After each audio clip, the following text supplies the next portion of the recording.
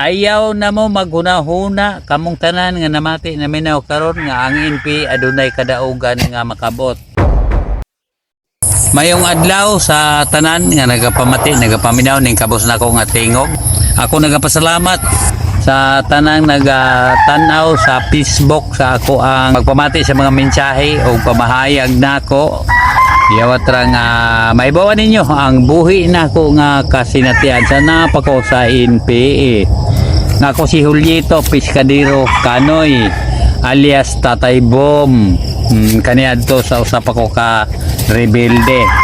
Karon nahibalik naman ko sa sabakan sa demokrasya nga panggamhanan sa gobyerno.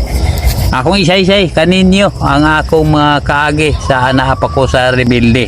Ayaw na mo maghuna-huna kamong tanan nga namati na minaw karon nga ang NP adunay kadaugan nga makabot. Ang NP gyud mo'y kanunay nagbuhis og kinabuhi. Unay-unay pinatyanay muna nga dili na mawala sa panumduman para kanamo nga mga karaan sa kalihukan.